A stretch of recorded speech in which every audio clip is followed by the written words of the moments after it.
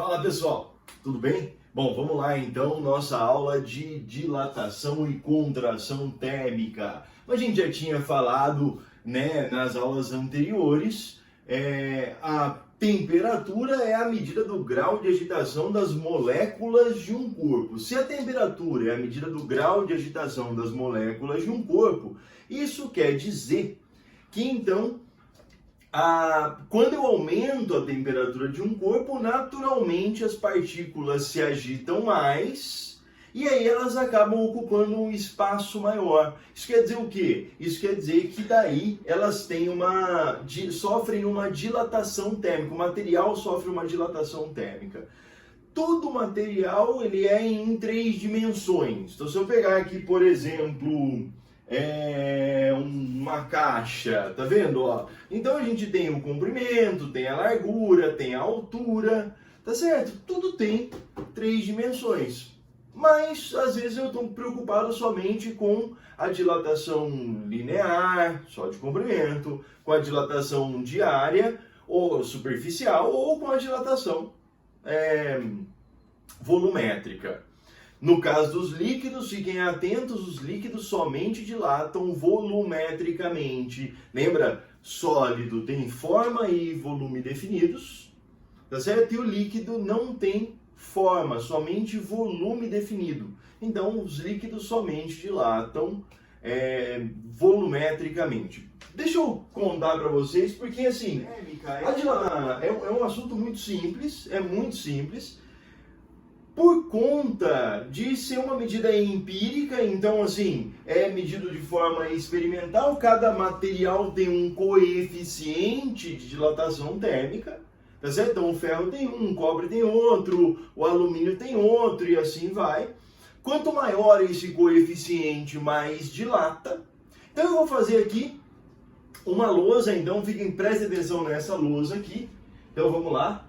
O que a gente tem? A gente tem o seguinte, imagina que eu tenho um material, esse material aqui é ferro, por exemplo, o ferro tem um coeficiente de dilatação relativamente alto, e aí eu vou calcular a dilatação, então eu vou fornecer calor aqui, esse cara vai aumentar a temperatura e eu vou calcular a dilatação que ele sofre.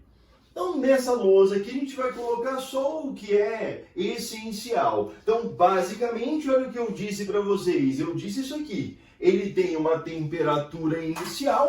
Eu vou aumentar essa temperatura. Então, vamos lá. Eu vou fazer o desenho aqui rapidinho. Olha só.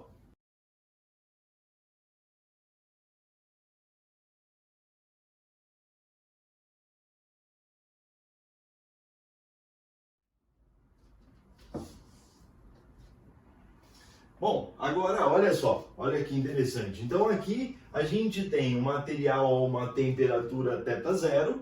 Eu forneço calor, esse material sofre uma variação de temperatura e essa variação de temperatura provoca então uma variação no comprimento, tá vendo? Olha só. Mas Virgílio, essa variação é alta? Não, nem um pouco. Mas nadinha alta, tá certo? Então aqui a gente tem uma variação no comprimento, tá? Essa variação de comprimento, esse ΔL, como eu disse para vocês, ele é medido de forma experimental, então eu vou jogar aqui a equação direta, é L0 vezes um coeficiente, então é diretamente proporcional ao comprimento inicial, é claro. Isso faz todo sentido, porque quanto mais moléculas tem o material, mais ele vai sofrer dilatação. Então, quanto maior ele for, mais ele dilata. E vai depender da variação de temperatura. Tá certo? Então, olha só, depende do L0, depende do alfa e depende da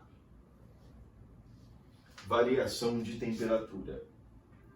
Aí você pode me perguntar assim, Virgílio, e se eu quiser saber, e se a figura for assim, por exemplo? Bom, e se a figura tiver, então, um L0 e tiver um Y zero. Quer dizer, e se a figura, olha só, e se a figura for uma superfície? Então aqui a gente tem uma área, olha só. Uma área, tá vendo? Ó, então vamos achurar a bichinha aqui e a gente tem aqui uma área. Bom, aí eu vou te falar uma coisa, tá? Se você quiser, você pode pular o vídeo até o momento que eu vou voltar para essa lousa. Que daí eu vou completar isso aqui, tá bom? E boa, caso você queira saber como a gente vai chegar na dilatação superficial e na dilatação volumétrica, então me segue aqui, vamos para essa lousa. Agora presta atenção, vamos para essa lousa. Vamos lembrar a área inicial, olha só, vai ser L0 vezes Y0. Fechou? E a área final, ó, a área final vai ser L vezes Y. Só que o L, olha só, o L, vê se você me acompanha, o L é o L0 mais ΔL. E o Y vai ser o Y0 mais ΔY. Então vamos lá. A área vai ser L0 mais L0 alfa delta teta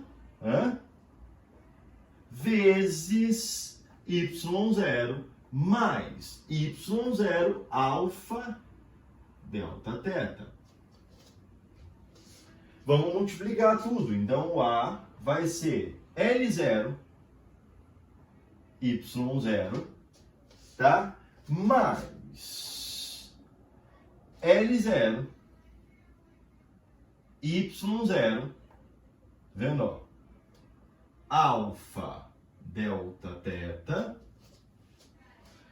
mais Y0 vezes L0, alfa delta teta, mais L0, Y0, vezes alfa ao quadrado, vezes delta teta ao quadrado. Na lousa anterior, eu tinha dito para vocês, que o alfa era um valor muito pequeno. Então, alfa é um valor na ordem de 10 a menos 5, 10 a menos 6, tá? Isso quer dizer, então, que alfa ao quadrado vai dar um valor muito pequenininho. Quer dizer, qualquer número multiplicado aqui por alfa ao quadrado vai ser um valor praticamente desprezível. Se é um valor praticamente desprezível, então isso aqui, olha só, a gente vai desprezar. Então já era, zero. Pô, Virgílio, aí ficou mais legal então, né? Ficou? Ficou porque o L0, Y0 é a área inicial. Tá vendo? Aqui a gente vai ter duas vezes, ó, porque vai ser área inicial vezes alfa delta teta, mais área inicial vezes alfa delta teta.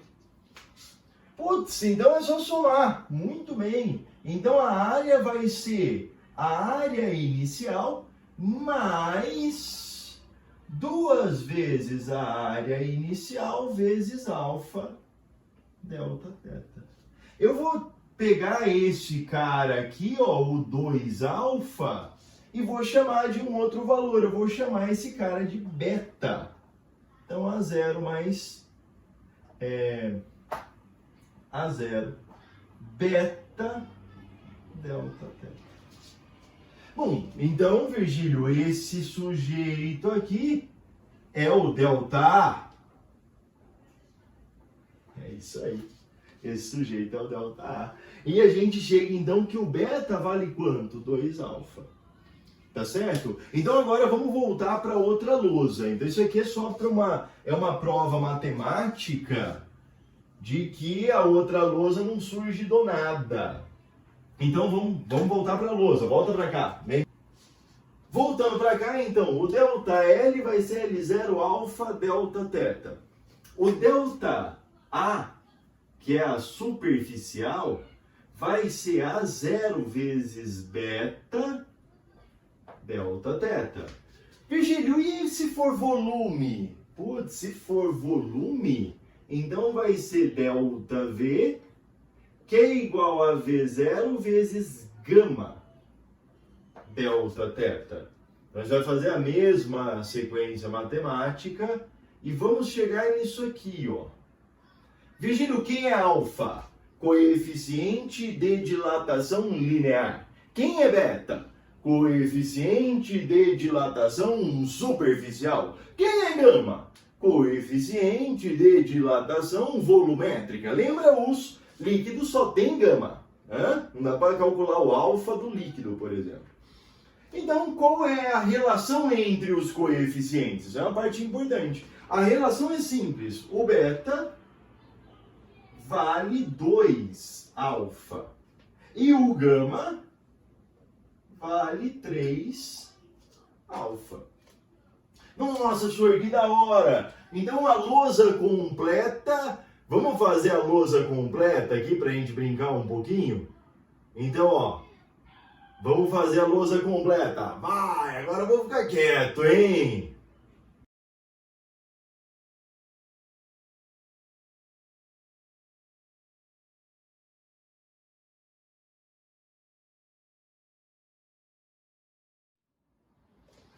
Bom, então essa é a lousa mais completa. Então você pode de um material, de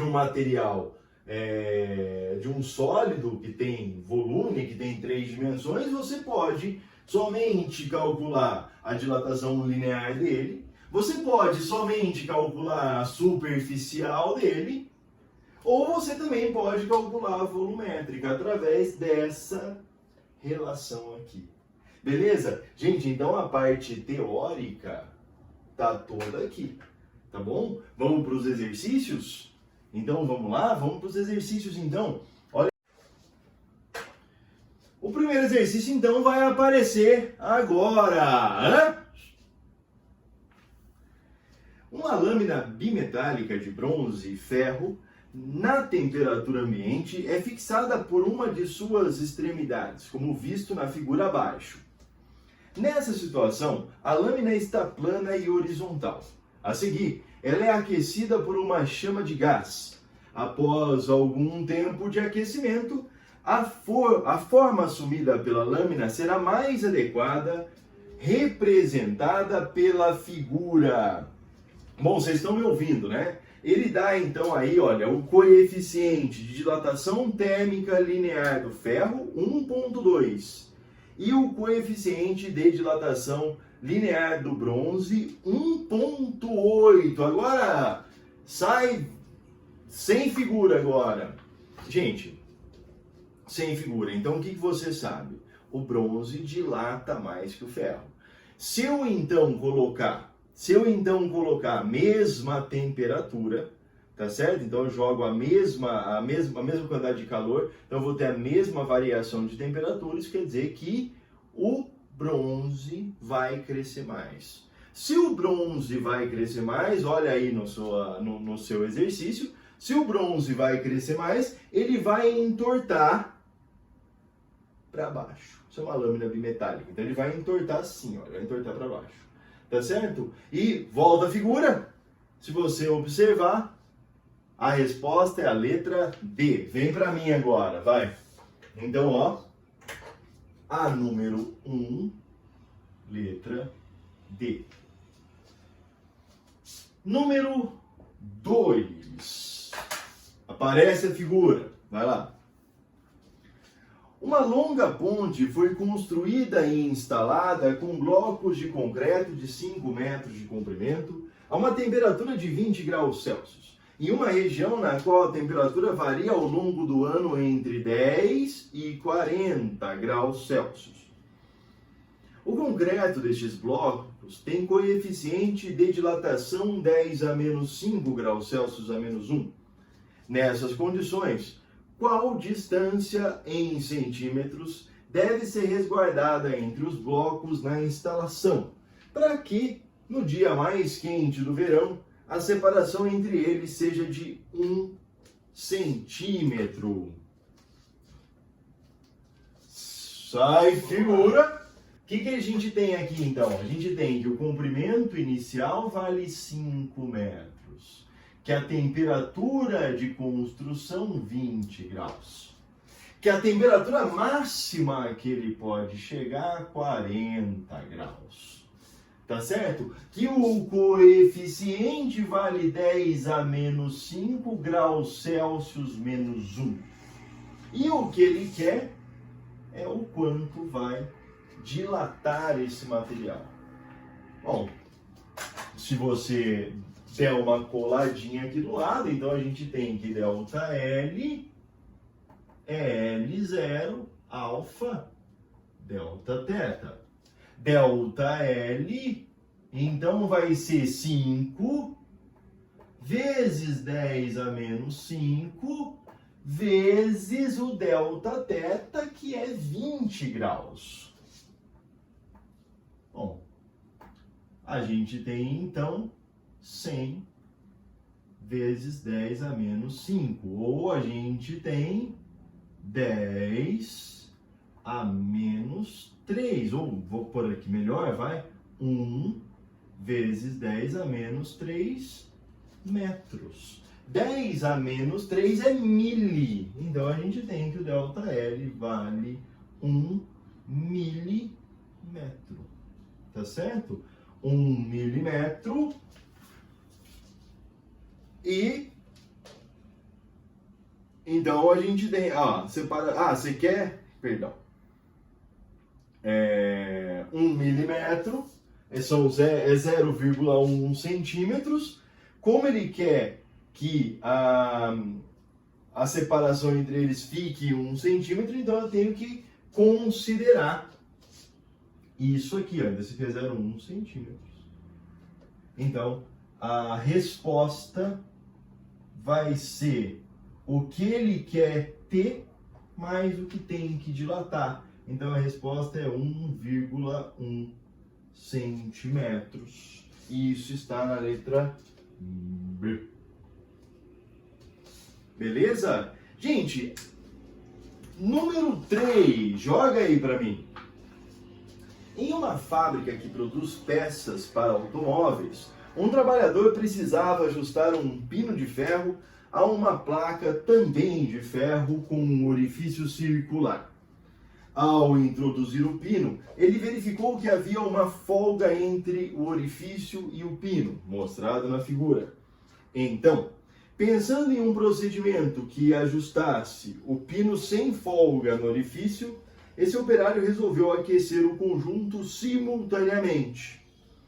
Ao realizar esse procedimento, o trabalhador pôde verificar que houve o quê? Então vamos lá, gente. Se eu só me figura, se eu jogar os dois, então o que vai acontecer? A placa tem uma área maior. Se a placa tem uma área maior, uma área inicial maior, então a folga vai aumentar. A resposta é a letra D. Um aumento na folga, pois o diâmetro do orifício aumenta mais que o diâmetro do pino. Então, a número 3 é letra D. A número 4, eu não vou fazer com vocês, eu acho que vocês têm que tentar fazer sozinhos, tá certo? Tentem fazer, e a número 4 depois eu jogo a resolução, caso vocês não consigam. A número 4, gente, é para dar a resposta letra C. Beleza? Então, essa foi nossa aula de hoje. Façam a tarefa mínima e a tarefa complementar, por favor, beleza? Galera, beijo pra vocês.